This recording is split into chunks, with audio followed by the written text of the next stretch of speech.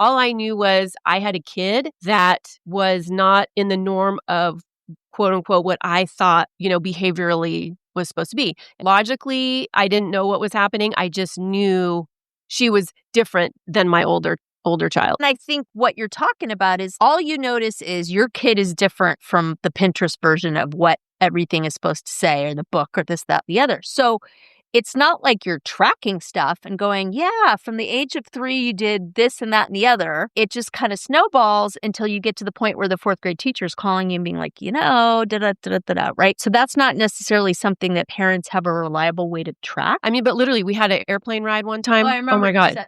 This story is... And both her dad and I were ready to open the door and toss her out. We're like, goodbye. We are no longer, What door? I didn't see anything fly out of there. Right. Exactly. What was that whoosh? I don't know. Nothing to see here.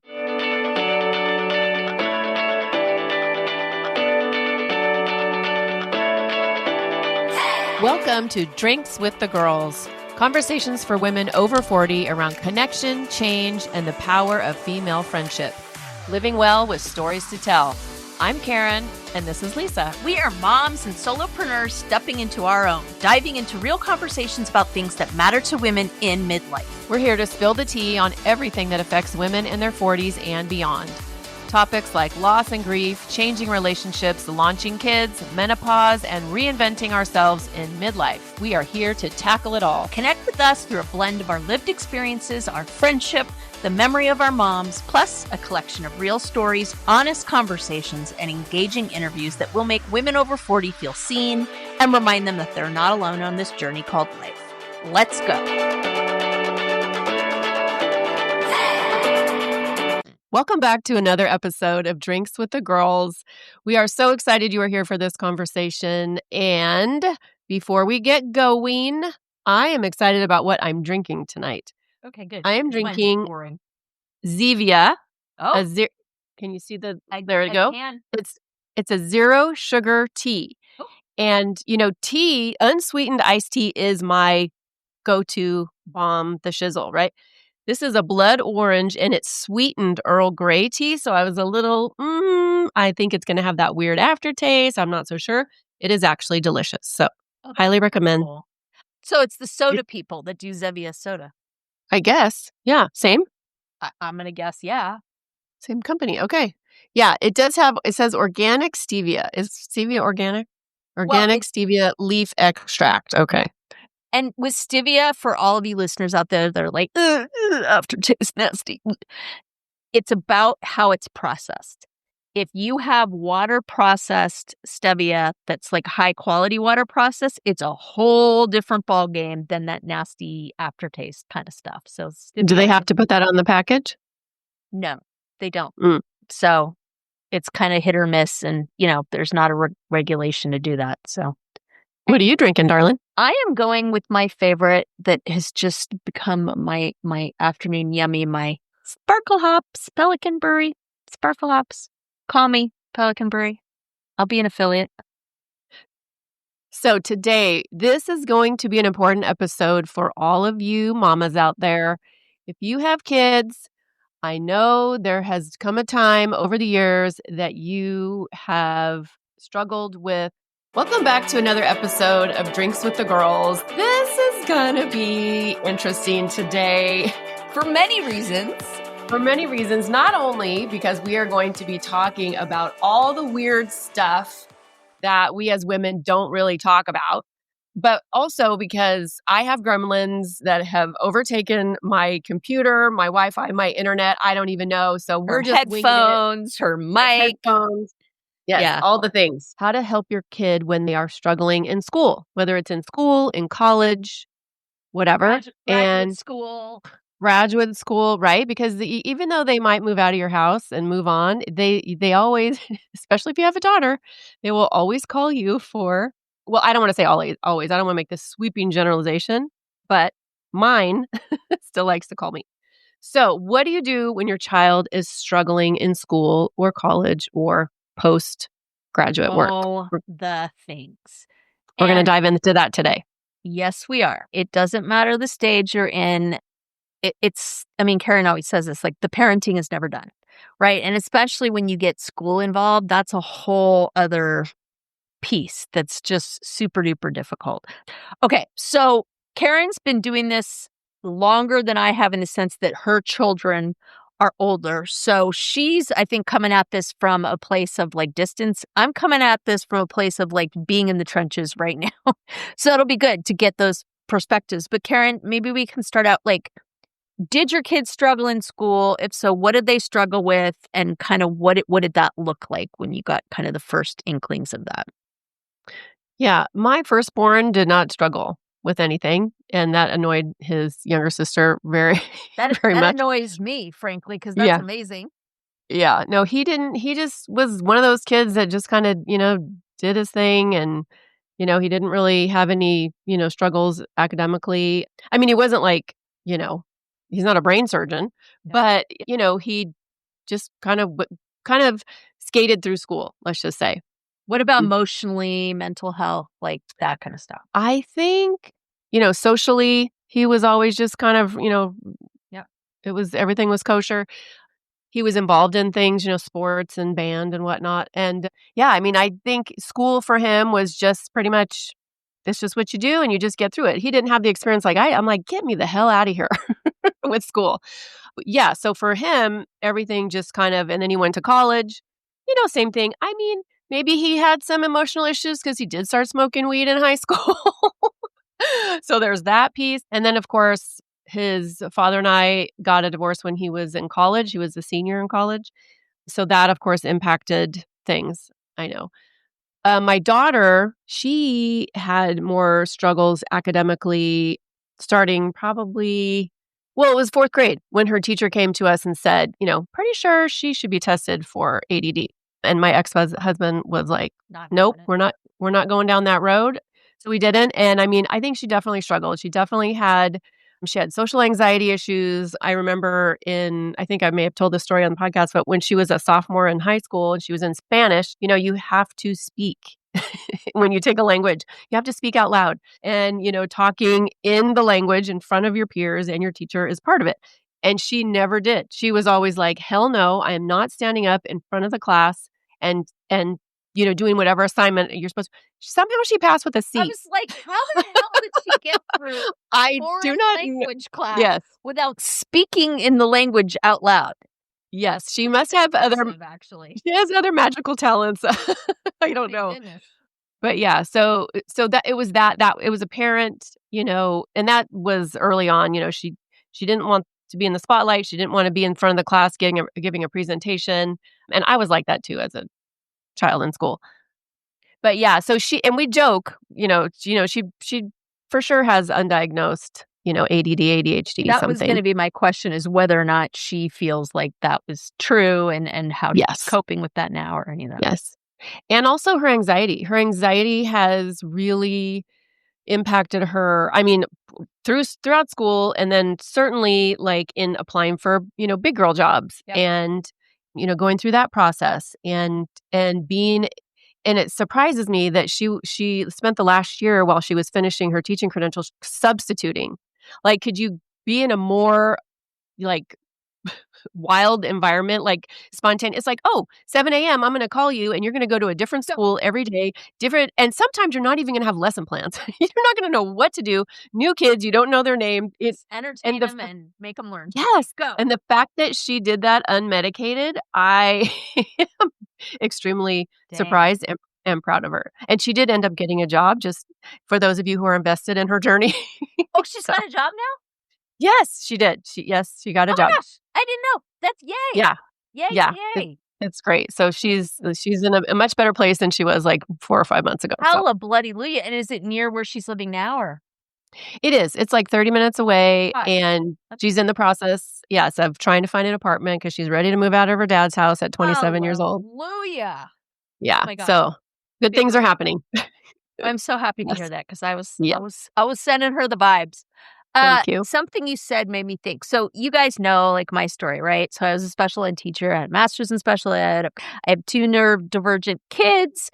I work in literacy. So I always joke that I am occupied every single chair around the meeting table at school time. But I do know that one of the things that they're finding now is that ADHD, ADD, and anxiety are often misdiagnosed for each other.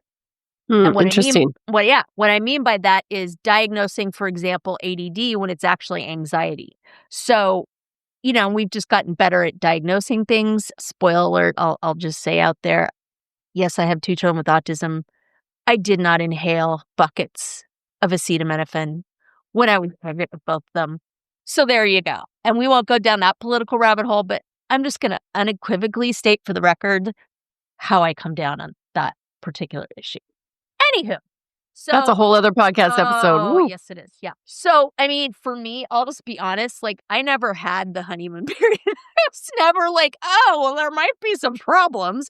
Like, it just showed up like it was. And the difference between my son and my daughter is my daughter coped pretty well and then was diagnosed much later with autism, as girls often are. So I didn't necessarily really have the luxury of being like, I think there's something wrong, right? It just was pretty apparent with my son, and then she kind of got into it. But, everybody knows when they get those phone calls, whether it's a late night phone call in college or it's the school calling, like I still have to like regulate my nervous system when the school calls me. And even if it's like, your child was marked absent. Yes, I excused her for the dental appointment. Like my limbic system just starts vibrating at a nasty level when I get any of those calls.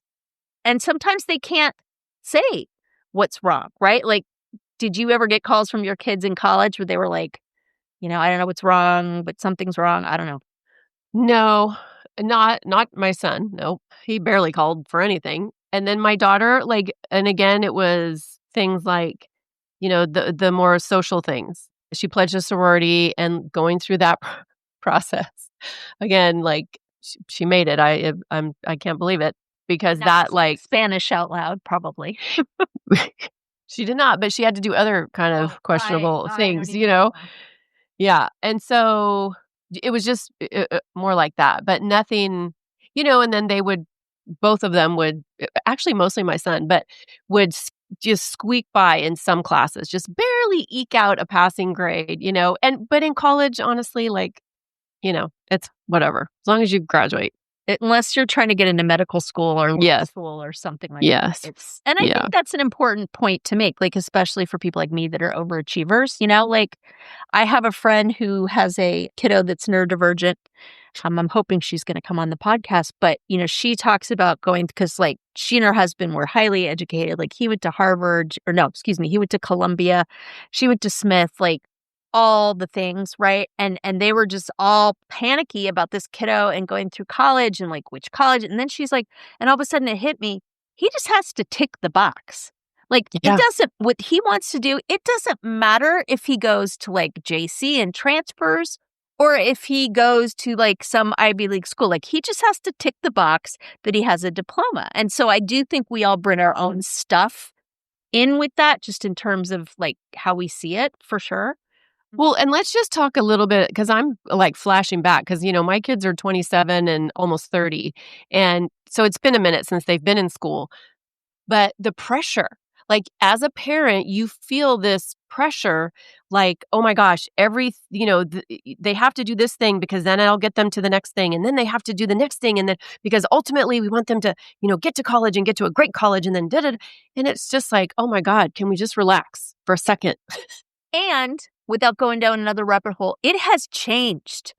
It has changed. It is no longer like, well, you have to go to Harvard if you want to get anywhere in life or you're going to live in like a cardboard box by the side of the road. Like that is just not the case anymore. There are other opportunities that are available. We all know that college debt is bananas. And so there's just, it's different than when we were growing up. And I don't really want to like go down that on this particular episode, but I'd suffice to say, I think, everybody knows that. And well, and if that pressure is gone, I mean, that's the thing. It's like if that, for the parents, and I mean, for the kids certainly too, but it's like just for the parents to just relax and be like, you know what, it's okay.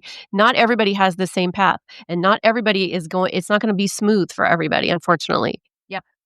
So, how do we know if there's something going on or it's just like they're having a bad day, right? So the Centers for Disease Control says, anxiety, for example, right? Like the anxious generation. We've talked about that book, right? That shows the definite increase in anxiety that has happened since smartphones have shown up in the world for good or for bad, and how that disproportionately affects girls.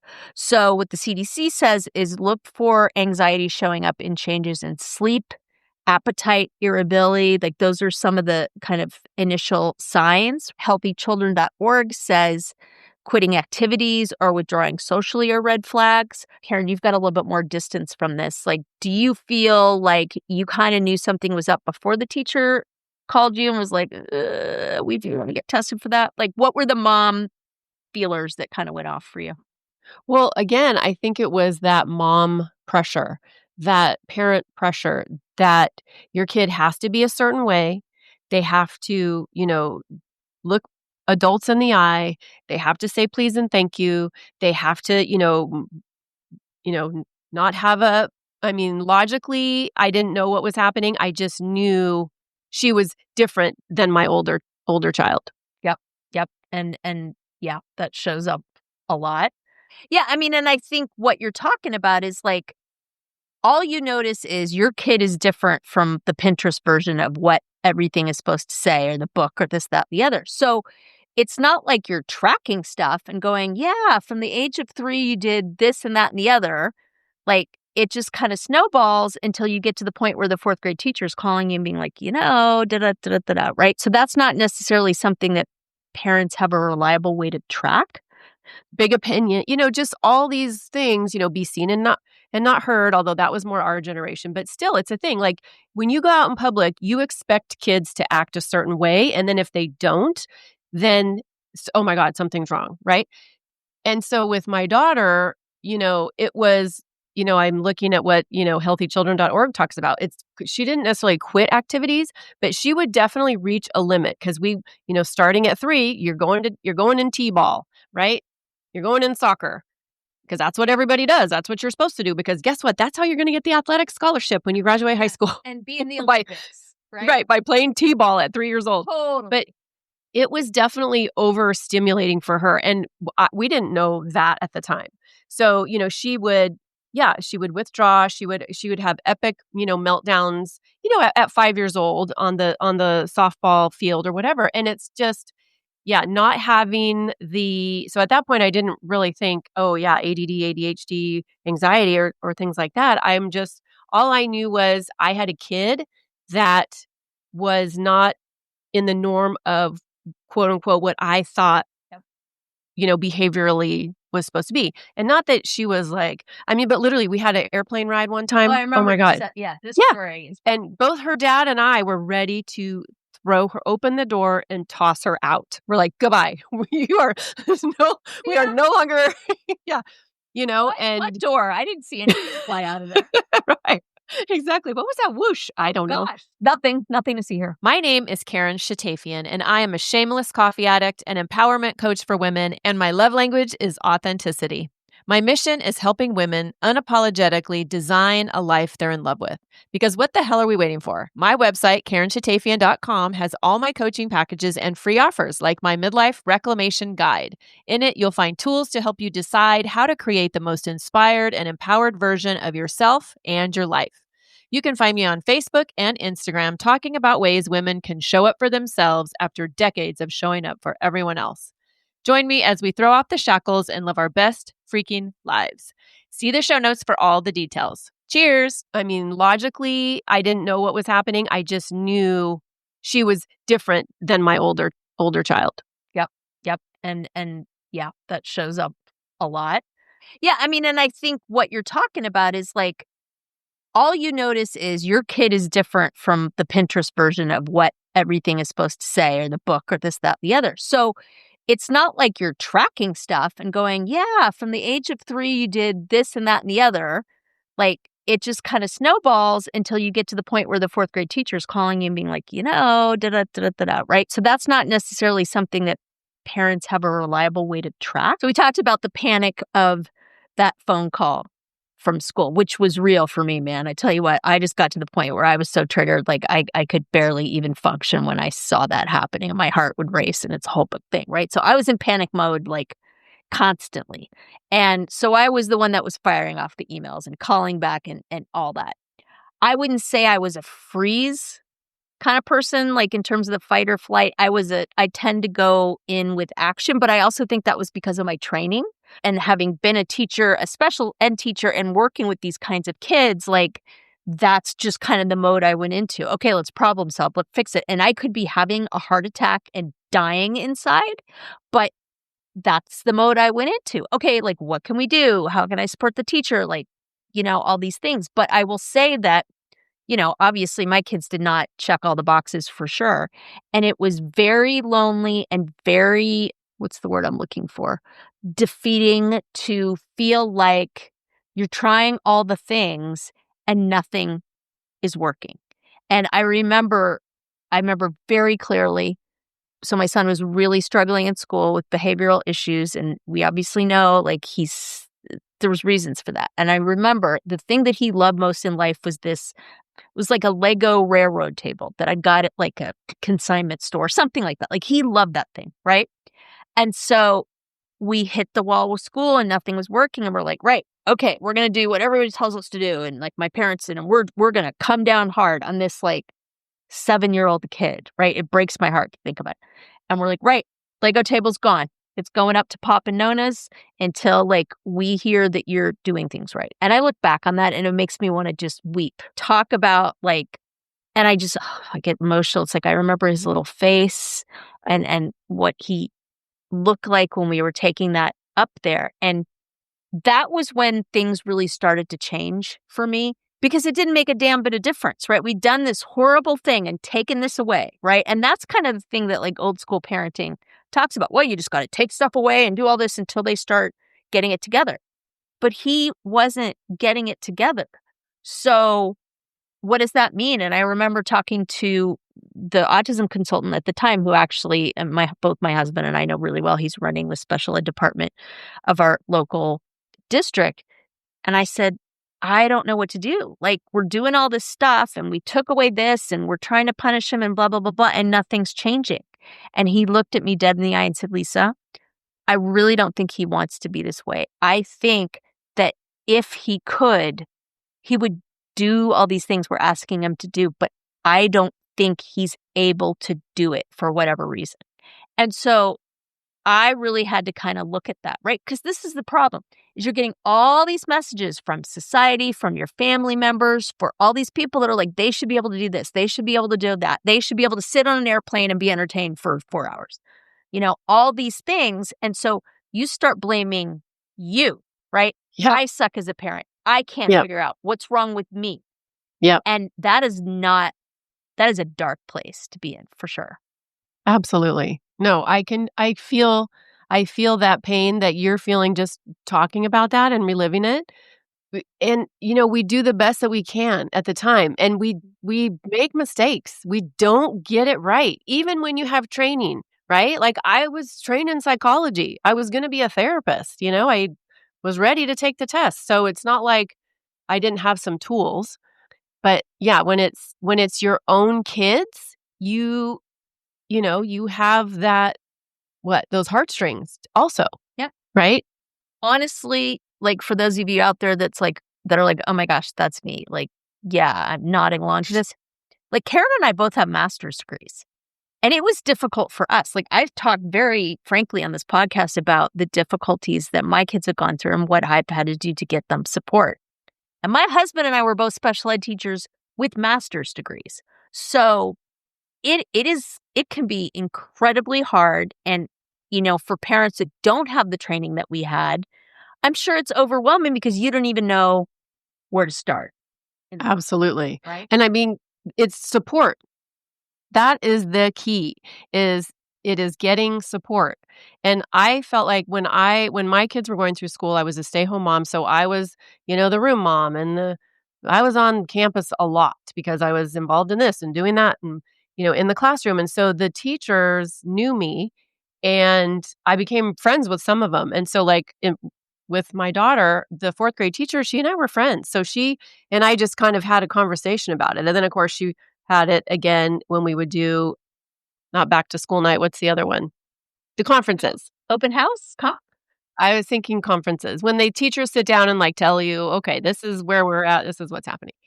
But it's literally about support. It's about, not being afraid to say, "Hey, I think something is off, and I don't know what to do, and I need some support," either from the school or from other parents, but from somebody who's been there and somebody who can not judge you, not shame you, and give you legitimate Yeah. help and tools.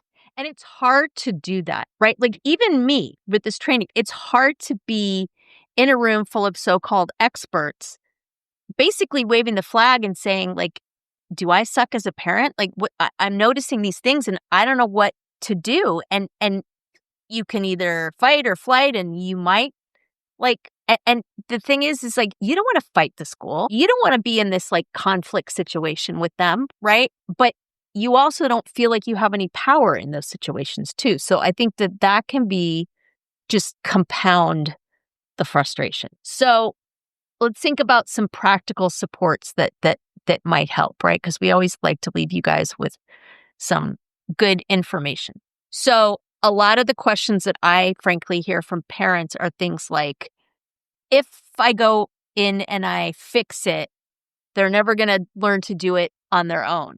Or, you know, if I say something, it's going to make it worse, right? It's that definitely like, I don't want to say pull you up by your bootstraps kind of thing, but it's, like I was joking with my daughter the other day because she's trying to get her first job.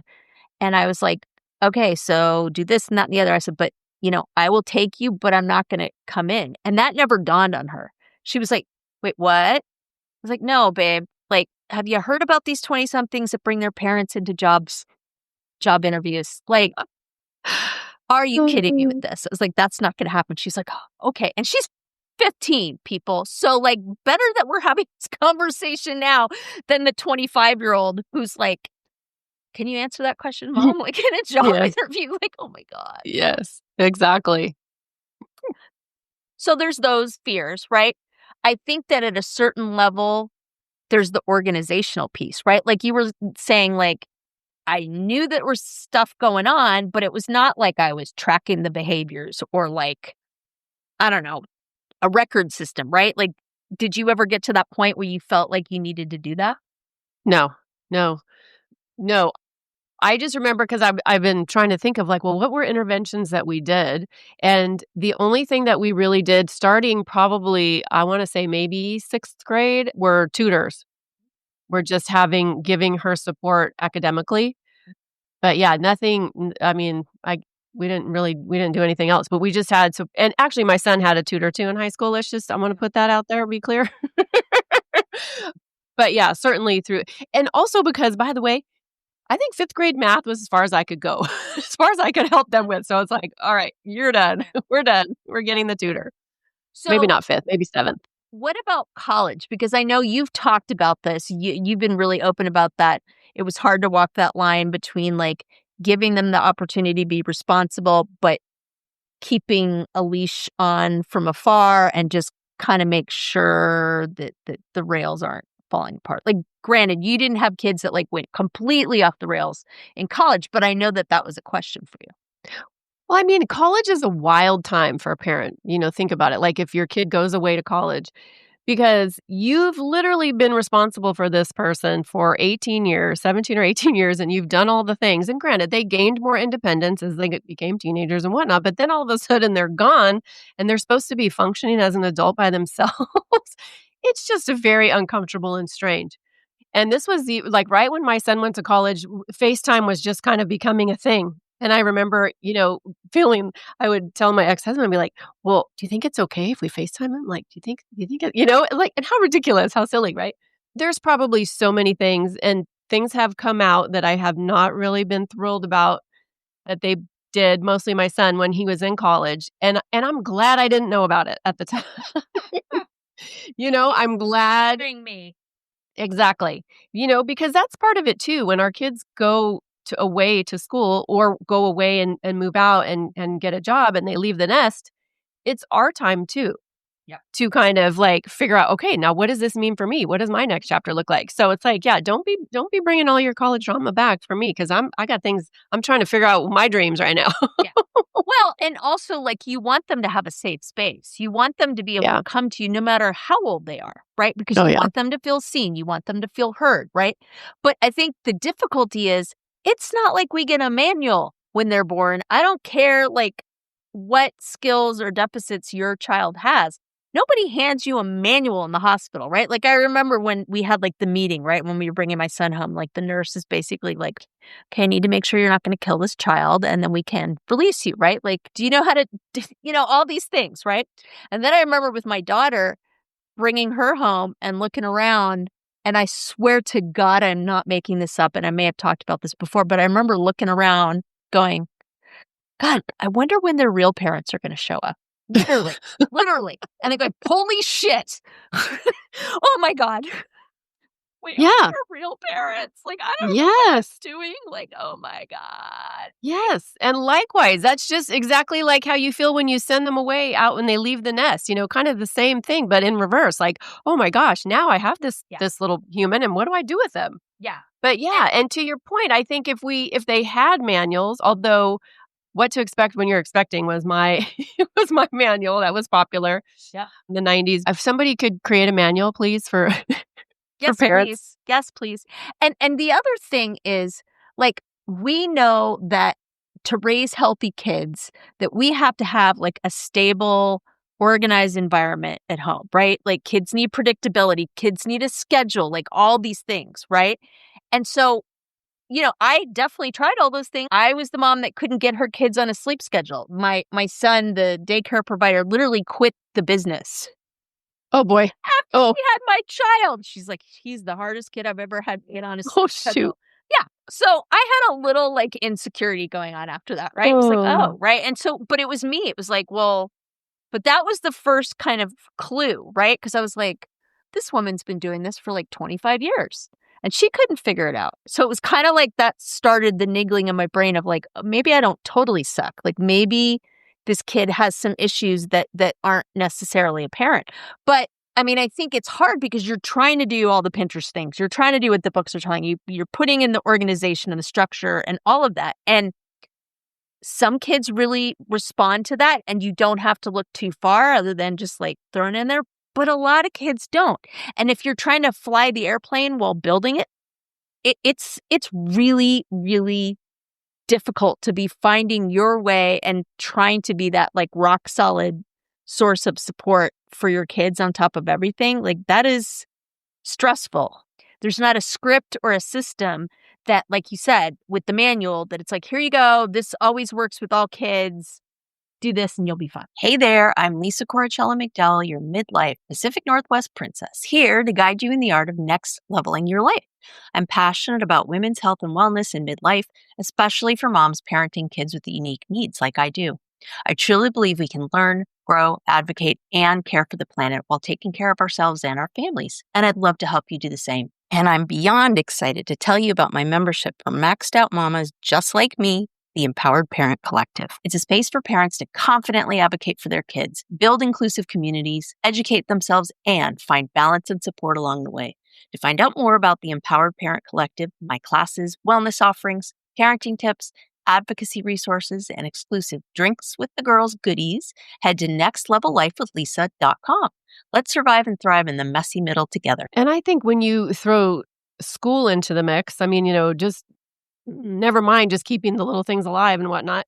But then they start getting into school and they start, moving in the world and, making friendships and things. And I remember when I was an elementary school counselor, my job was to host the IEP meetings for, students who needed special services. And the parents of the newly diagnosed kids it was definitely the deer in the headlights. Like, they were overwhelmed, they were confused, they were sad, they were angry sometimes. And it's like, trying to help them not feel like it's an us against them type thing. And also help them, like, we're a team. We got this. We are the team that's going to work, with you and your kid. But I think, you don't know what you don't know. Yeah. Yeah. And It's and like you I'm said, building the manual while you're flying the airplane. totally. And, don't get me wrong, there are some times when you need to hold a school or a district responsible for things. Most parents don't know when that is and what Yeah. they can do, so they're kind of flying blind. But the bottom line is, like, if you can work with the school and have a positive relationship with them, that's going to go a long way into kind of understanding what's going on. But that doesn't always happen. So there's, okay, when do I push? When do I not push? Like, what are my legal rights? Like, Mm. That's a big one.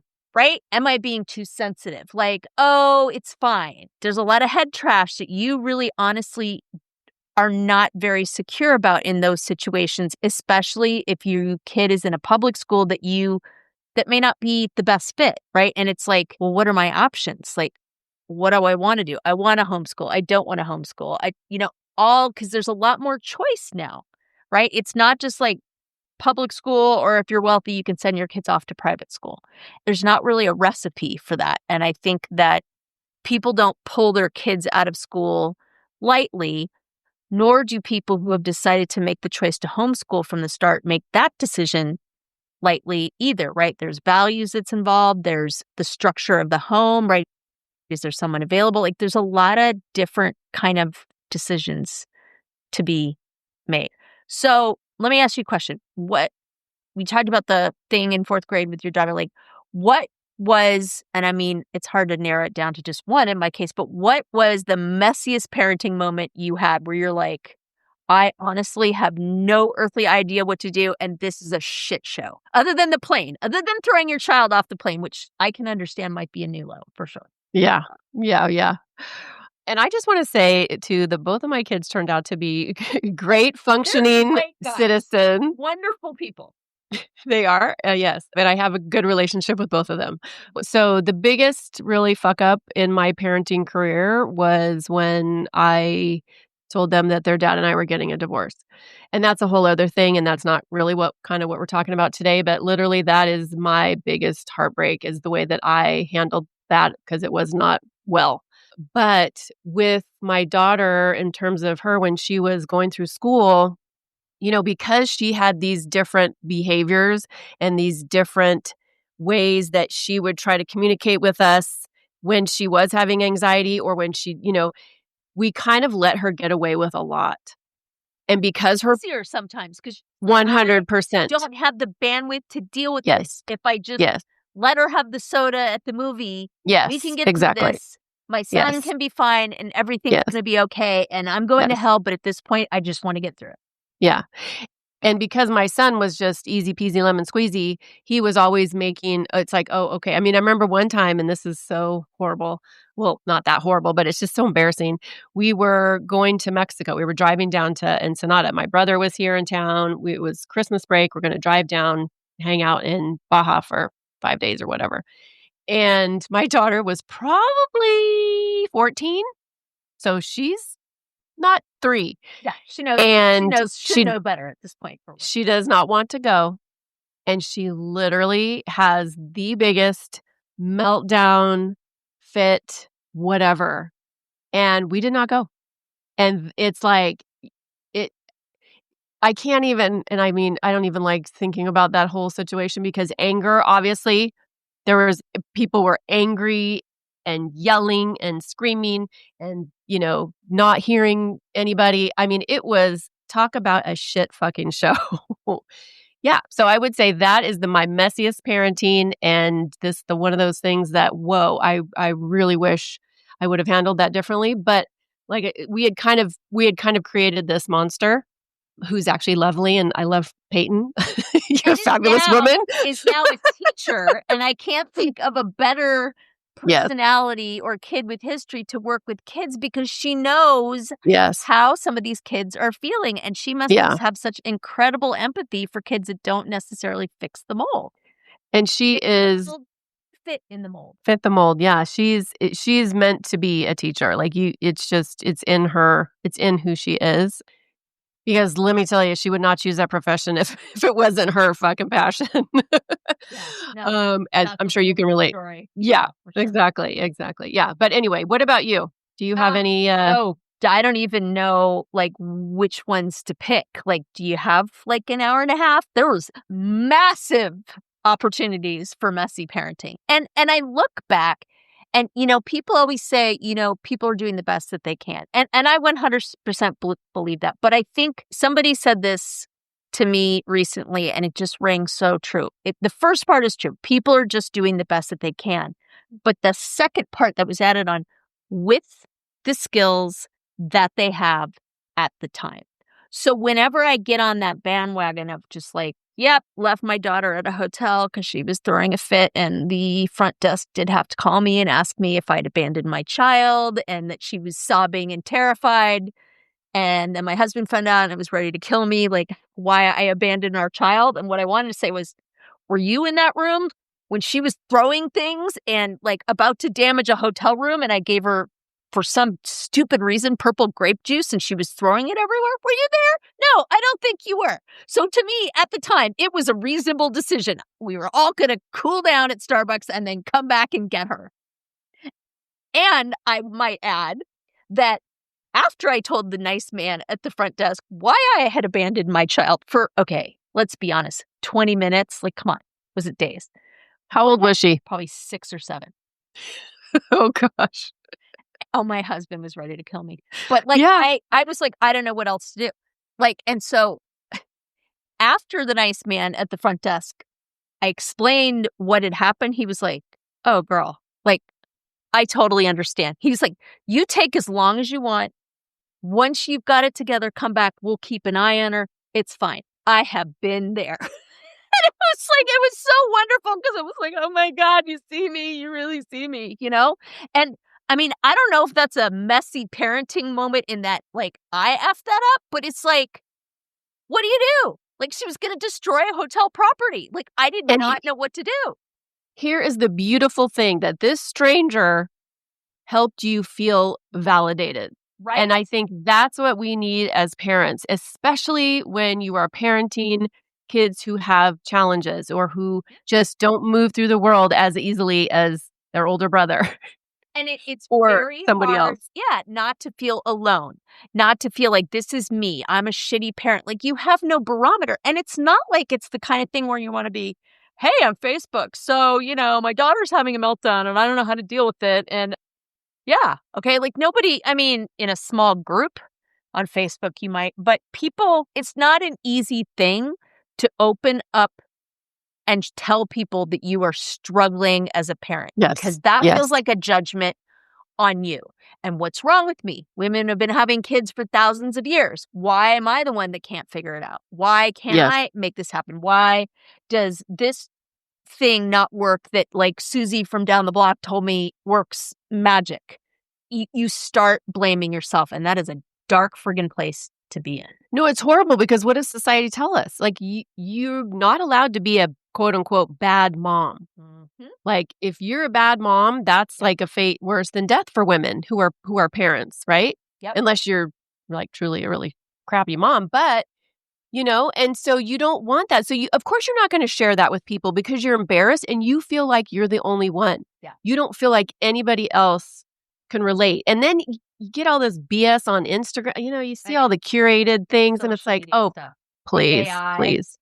Ugh. Like, all those things. And frankly, Yeah. I'm to the point now where I follow parents on Instagram that don't have it all together and are really Yes. open with, like, I'm struggling with X, Y, and Z. There's a really sweet account that I follow. They're on TikTok and Instagram, and it's called Jackson's Journey. I'll put it in the thing, but it's this little guy. He's like 2.5, and he has, I'm going to butcher it, but I think it's called neuromyelin myopathy. I could be wrong, but it's basically this disease that his muscles and body were kind of born atrophied. So he doesn't have the strength to stand up. He doesn't have the strength to, like, keep his bones aligned and things. Like, it's a major deal, right? And he's already had all these surgeries.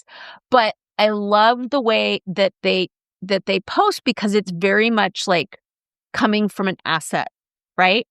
So they'll have conversations with him about things, and you can just tell they're promoting like word development. And they're saying, okay, we're going to stand now, like, let's do this. So it's not this like pity party, but it's very much showing up for their real life and what's happening with this child. And, there's a whole debate going on about family vlogging and all that. So I'm not going to dive into that. But I guess for me, I appreciate it when parents are feeling real. And I think that for me was the piece that I was missing. I wish I could have waved a magic wand and had parents to talk to or people that had done this before me, not because I thought they'd fix it, but just so I knew I wasn't going crazy, right? Have you tried this? Have you tried that? And not this like, oh, Susie down the street said this worked. It didn't work on my kid. And Susie's like, all right, whatever. Like, you're a little weird, lady, because that should work. Like that. I wish I'd had more of that for sure. What about you? Is there something that you wish you could have waved a magic wand that you would have helped? I was expecting my daughter to be like my son. Mm.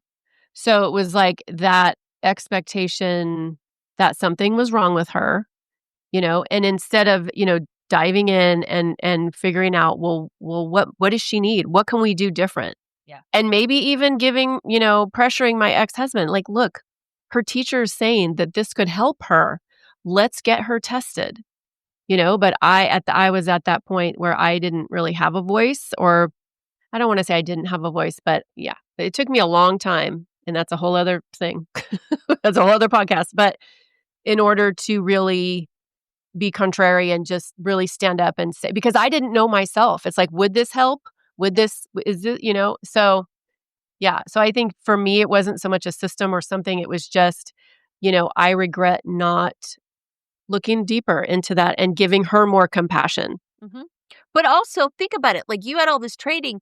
You didn't really even know what your options were, even with the training you have, right? It was like, Yeah. okay, well, if we're not going to get her medically diagnosed, we just got to suffer through it and deal with this. And like it's not like there was a lot of options presented to you that you and from, or get some advice, or even just like some steps to take. Yes. And it's interesting because when I was working, ADD and ADHD, you just saw it in the boys. Yeah. A few girls, but it wasn't really, they weren't being diagnosed, and it shows up differently.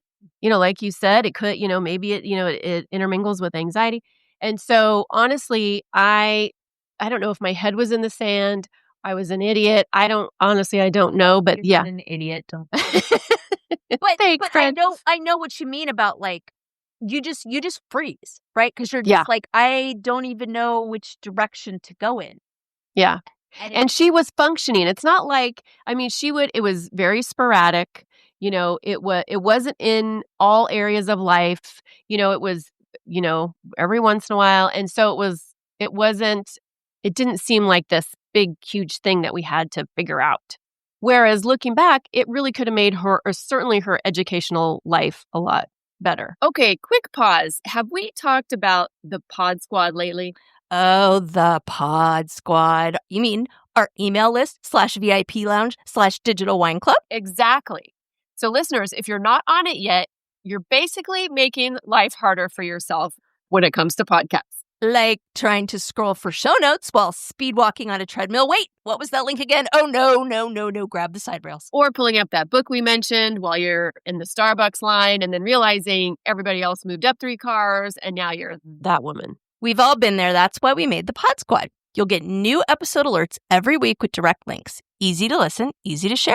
And show notes straight to your inbox. So when we drop a life-changing product, book, hot tip, or yummy new drink, you're not rummaging through your memory like a woman searching for her reading glasses when they're on top of her head. It's organized, it's helpful, it's for you, babes. So join the Pod Squad. The link is in the show notes. Just tap it. Snacks, sarcasm, solidarity. And obviously, fighting the patriarchy. We write at dawn. And the other thing is this idea of you're not alone.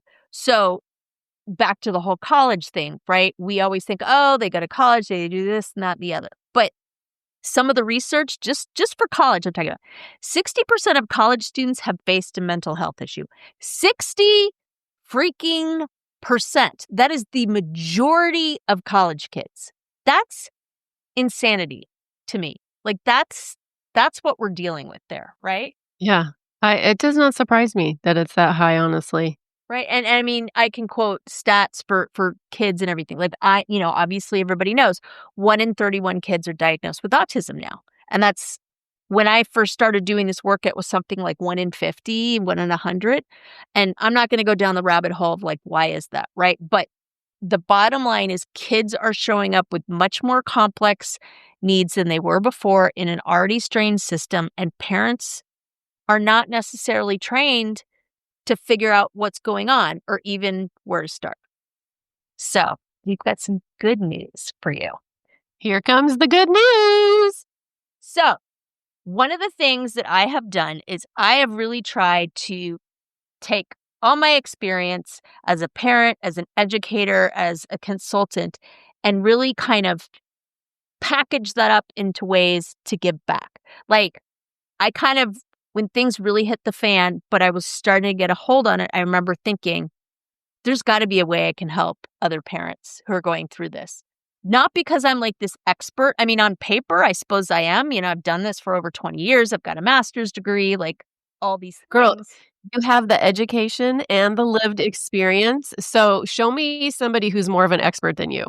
Well, I appreciate that very much. And I do feel like on some stuff I am an expert, but I also want to make sure people understand like, I'm in the trenches with you. I am not watching from the bleachers like I got it all figured out. But what I can help you with is how to find those answers and what some tools and systems and ideas are to start you on that right path so you can figure all that out. And I'm a parent that's gone through a lot of this. And so I can empathize with you. I can support you. I can say, hey, you're not crazy, right? So I have created something for Black Friday, which I'm super excited about. And I call it a Black Friday mega bundle. But basically what this is you guys know I have a membership. It's called the Empowered Parent Collective. And it's for parents like this, parents of kids with unique needs, not necessarily special needs or IEP or whatever, but just kids that aren't fitting into the Pinterest mold. And it's for whatever reason have some needs that you haven't been able to address. And I open that 3 times a year. The next time I'm opening it is in, I think at the end of January, but I'll put that in the show notes. And so as a member, you get access to a lot of content and classes and all sorts of different things that I'm putting in there, group coaching, private coaching, all of that. So I started to think about like, what's something I could do for parents that were having these conversations, not sure what to do. So what I did was took a little smorgasbord of some of the resources that I have in there that are systematic, that are checklists, that are triage charts, flow charts, like things that will help people take the first step and kind of assess where they are at, and created, like I said, this mega bundle. So all of this is going to be available as a package for 30% off what it normally retails for Black Friday, like outside of the membership. But because I love my listeners, I'm going to give you a code for an extra 10% off with the promo code that will be in the show notes. So if you're not subscribed to the Pod Squad, make sure you subscribe because I'm going to be sending out that promo code. And I mean, that 40% off is a pretty smoking deal. There's 6 different things you're going to get, and one of those is brand new just for the bundle. So one of them is a parent school communication kit. So for those of you that have kids in school, you're going to get scripts and emails. Like, how do I start this conversation? What's an appropriate way to start a conversation about concerns? How should I follow that up? What's the next in the sequence? Like, how do I start this journey? The next thing is for homeschool parents, right? Because people may not be in public schools. It's called the Focus and Regulation Homeschool Blueprint. So I talk about how to set up an environment in your home for a neurodivergent child or, just a kid that has some specific needs in your homeschool environment. Like, what's the best environment that's going to be conducive to help them be successful? The next one is called the Parent Cheat Sheet for School Success, and it's exactly what it sounds like. When do I push? When do I not? What's a good idea on how to get things done? How do I get my child tested? When is it appropriate to do that, right? So basically, stop, yellow, go for how you're interacting with the school and most successful ways to do that. The next thing is the behavior triage flowchart. So kind of like Karen's situation. Is this something that I got to call the doctor about? Is this something that's like not that big deal? Or what do I do next? Right. And so this flowchart takes you through all of those pieces. So you're not out there just like wondering what the heck to do. The next thing is a specific just for this bundle, and it's a brand new offering, and it's called the Holiday Survival Toolkit.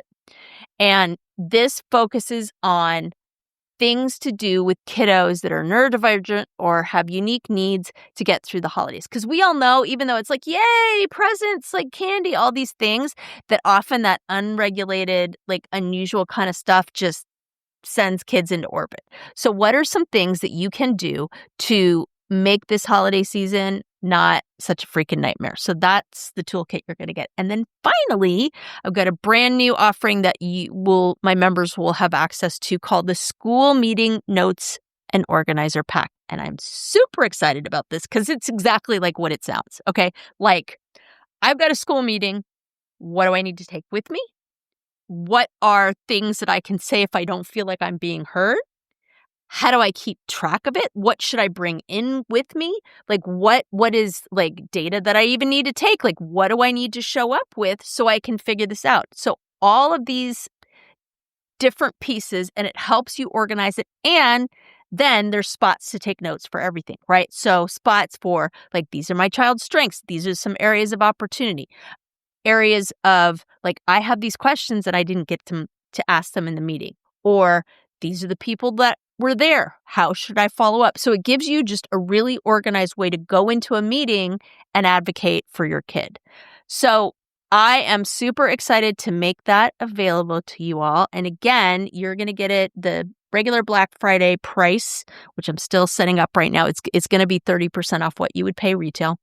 And then join the Pod Squad and get an extra 10% off. So you'll get 40% off, which is a crazy smoking deal.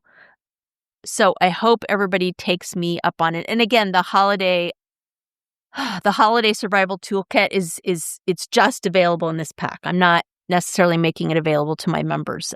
The holiday survival toolkit is exclusively for this bundle. You can't find it anywhere else. You can't even buy it on my website right now. So if a lot of this is ringing true, if you want to check it out, if you can't wait for Black Friday, just drop me a line.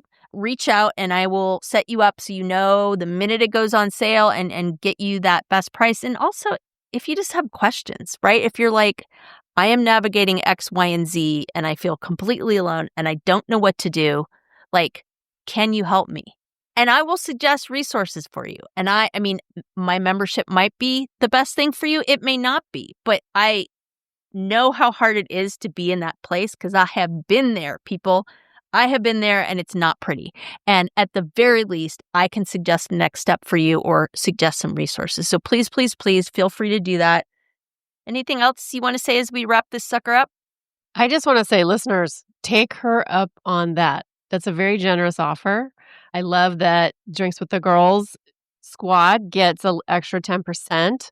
But if you are a parent who has questions, reach out to Lisa. She's a wealth of information. And if she cannot help you, if her membership's not the thing, if she doesn't have an offer for you or a service or a freebie, she will point you in the right direction.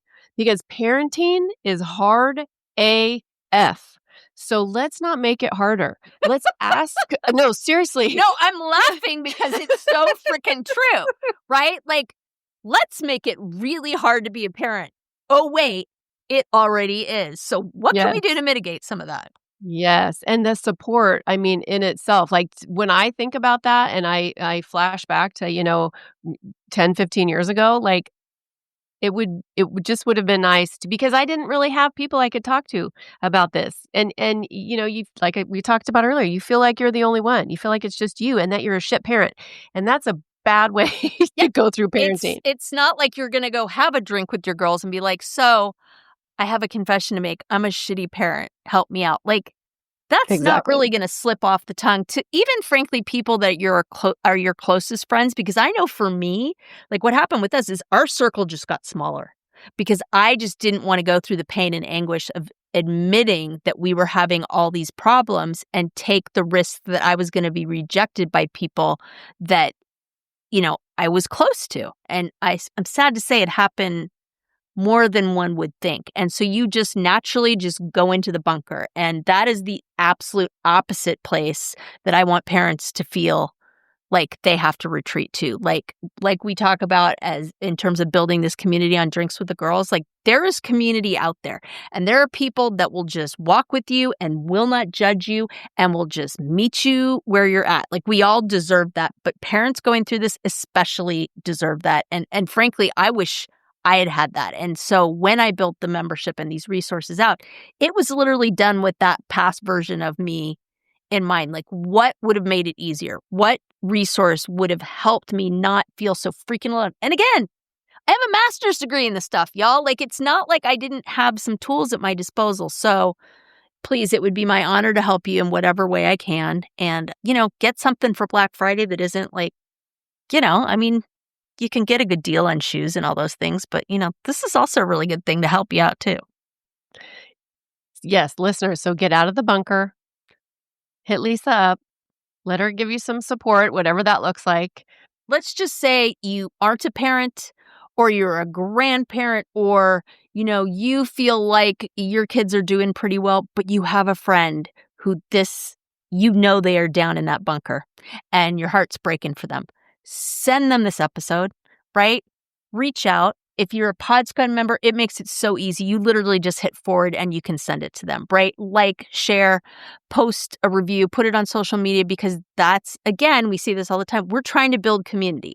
I'm certainly trying to build a community of parents in the stuff that I'm doing, but Karen and I together are trying to build community on this podcast. And so women in midlife don't have to feel like they're just out there up a creek without a paddle. So please do. And we're doing it slowly, authentically. We are doing it. We are building and growing this community. So thank you, listeners, because you are such a huge part of that. We want to hear what you have to say. So if you are part of the Pod Squad, and why aren't you if you're not? Just saying. Reply to the email that you get. Let us know what's going on, what's shaking, what do you want to hear about, what do you want us to talk about, where have we gotten it really wrong? Like, just let us know all the things. We are here for you and to hear the things. We can take it. Yep. So thank you for listening. Thank you for joining us. And if you are a parent out there who has questions, who's struggling, please take Lisa up on her beautiful offer. All right, everybody, have a wonderful evening, afternoon, morning, wherever you are at. And we're just going to say cheers. Cheers.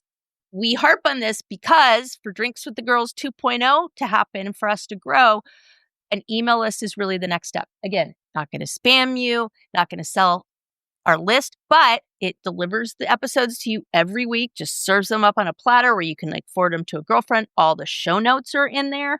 So it really is a pretty easy way that you can support us and grow this podcast and also give yourself some value as well. So anything else you want to say, my love?